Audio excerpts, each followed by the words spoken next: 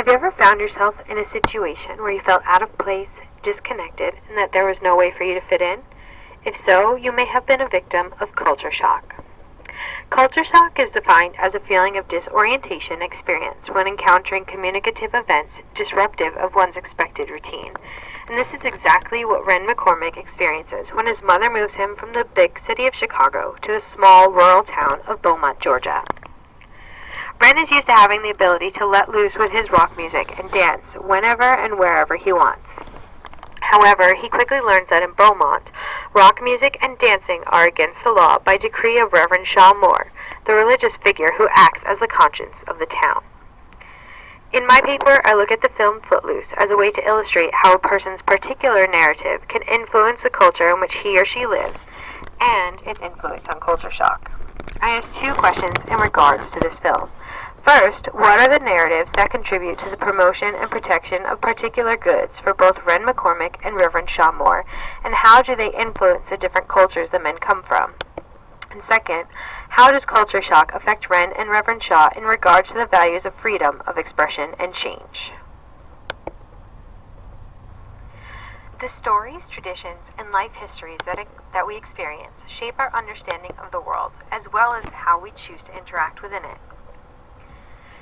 Arnett et al. Tell us that goods manifested in a narrative structure or tradition offer guidelines for living. Narratives shape the goods that we protect and promote and help us to relate to others who share similar narratives and similar goods. Cultures are comprised of various narratives, some of which protect and promote shared goods, and some which protect and promote varying goods. Narratives provide the framework for actions and choices, and each member of a culture is continuously providing more and varying narratives with which to guide and evaluate people's actions and choices. When cultures collide, even when one person is introduced to a new culture, culture shock can occur. Culture shock is a feeling of distress or disorientation that an individual experiences when suddenly exposed to a new culture or routine that varies from their own. Culture shock is most commonly associated with international travel. However, a person moving from an urban setting to a rural community can also experience culture shock, but on a different level.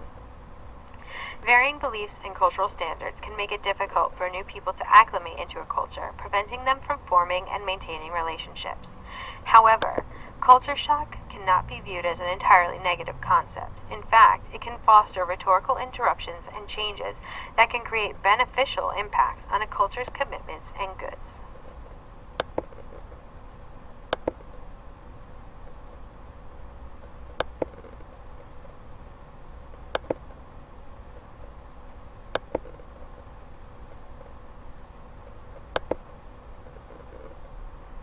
My paper relies on narrative communication ethics theory, which focuses on the stories, both fictional and experience, that guide a person's values and beliefs or goods that they wish to protect and promote.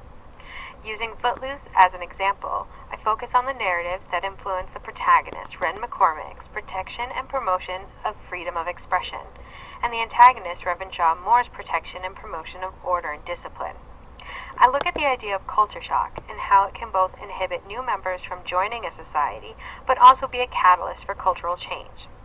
This is the case in Footloose when Ren moves from urban Chicago to rural Beaumont and learns that life in the small town is vastly different and much more oppressive than the life he was used to in Chicago.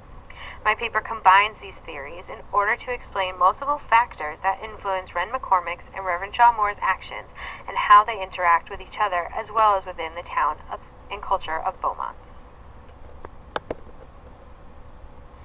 I include multiple scenes that focus on the narrative histories of the protagonist Ren and the antagonist Reverend Moore. I also focus on specific scenes where the two characters show signs of culture shock and the effects that occur because of culture shock. Ren McCormick is a typical teenage boy who lives with his mother and father in Chicago. After his father leaves them, Ren's mother decides to move them from the big city to the small rural town of Beaumont. Ren has a difficult time fitting into the Beaumont culture, which is more disciplined and strict than the life he knew in Chicago. As the film progresses, we see Ren struggle to acclimate to life in Beaumont as the adults in the community continue to impede his assimilation in various ways. Conflicts arise with local law enforcement, high school teachers and coaches, as well as with Reverend Shaw Moore. Being an outsider, Ren struggles to find his place in a community that does not trust him. One of the challenges Wren faces as he tries to acclimate is Reverend Shaw Moore, the religious leader whose opinions have created the current culture within the town. Reverend Shaw Moore takes his position as a spiritual leader very seriously and has tasked himself with the responsibility of making sure that every member of Beaumont's town will be welcomed into heaven. Take a look at one scene where Wren gives a speech about how and why dancing is not bad and how the culture of Beaumont needs to change. In Ecclesiastes assures us that there is a time to every purpose under heaven. A time to laugh, and a time to weep.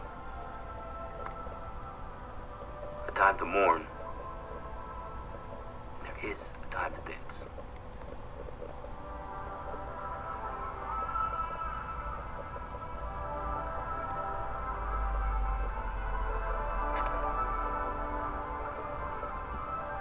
There was a time for this law, but not anymore. See, this is our time to dance.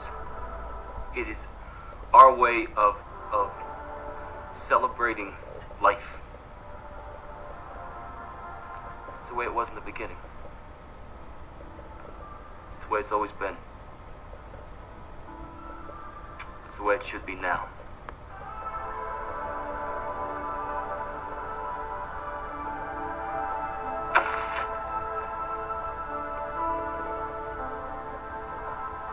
How people develop their sense of good, and how these goods can form the culture of a community. When cultures clash, or a new person is introduced into the culture shock can occur, which can create both negative and positive outcomes. Wren and Reverend Moore come from different cultures and have varying narratives that influence their protected goods. Initially, we see how culture shock prevents Wren from being able to acclimate into Beaumont's culture. However, we also see how culture shock acts as a catalyst for change in both Wren McCormick, Reverend Moore, and the entire community of Beaumont. The narrative behind Reverend Moore's edicts lies in a situation that happened years before Wren came to Beaumont. We discover that dancing is illegal in Beaumont because one night a group of teenagers went out to dance, had too much to drink, and ended up dying in a car crash.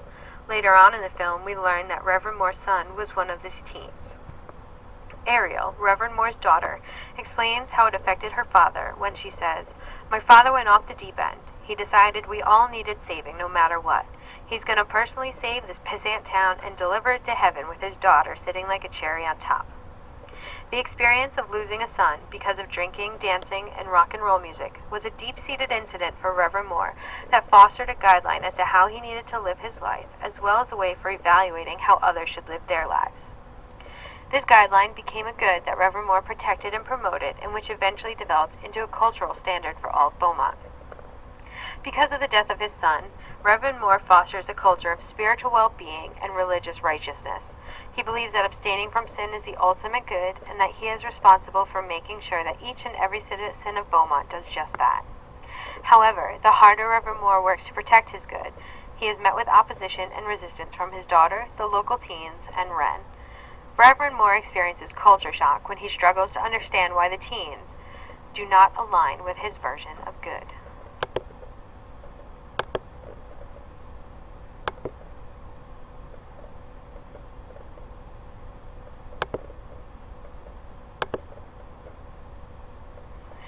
We discover the personal narrative that aids in creating Wren's values and beliefs when his mother asks him why he is fighting for a cause when he knows the town is against him. Wren replies, "It's not just about a dance. Not anymore. When Dad first threatened to leave, I thought it was because of me. I thought it was something that I wasn't doing right. And I figured there was something I could do to make it like it was, and then he'd want to stay. But when he left just like that, I realized that everything I'd done hoping that he'd stay, everything I'd done, it didn't mean shit. It didn't matter. And I felt like, what difference does it make? But now I'm thinking I could really do something, you know?" The loss of Wren's father is an experience that causes Wren to take action. Although he is not successful in his attempt to keep his father around, Wren is successful in getting Reverend Moore to review and redefine his guidelines for what is good, which facilitates an understanding between the teenagers and the adults in the community of Beaumont. Wren is not as different from Reverend Moore as first assumed. In fact, the two share a similar narrative theme, the loss of a family member. While Reverend Moore experienced the loss of a son, Wren experienced the loss of his father, and though the circumstances for these losses and the expressions of loss are dissimilar, the need to act and to make a difference is shared by both characters. By sharing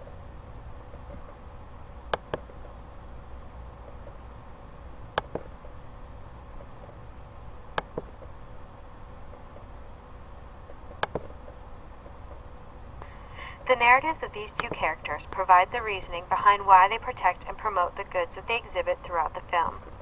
These goods contribute to the cultures that each character belongs to. Reverend Moore belongs to a culture of strict moral fortitude, while Wren belongs to a culture where freedom of expression and change prevail. However, the culture shock the two men experience causes a shift in perception that leads to an unlikely compromise between Wren and Reverend Moore. Wren's actions prove to Reverend Moore that his own beliefs are not infallible, and that while the goods he protects and promotes are important, so too are the goods that others protect and promote. In essence, Reverend Moore and Wren McCormick learn that a culture must encompass the goods of all of its people, and that incorporating new goods will not replace original beliefs and values, nor it will diminish the existing culture, but will serve to make the culture and its people stronger.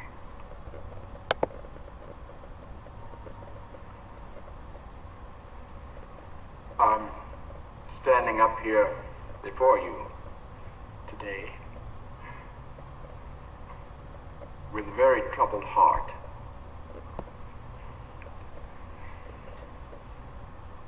You see, my friends, I've always insisted on taking responsibility for your lives. But I'm really like a first-time parent who makes mistakes and tries to learn from them. And like that parent, I find myself at that moment when I have to decide. Do I hold on? Or do I trust you to yourselves? Let go. And hope that you've understood at least some of my lessons.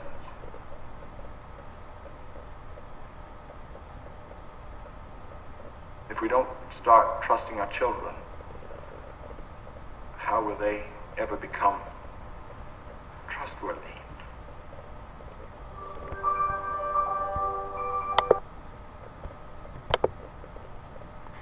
The narratives of these two characters provide the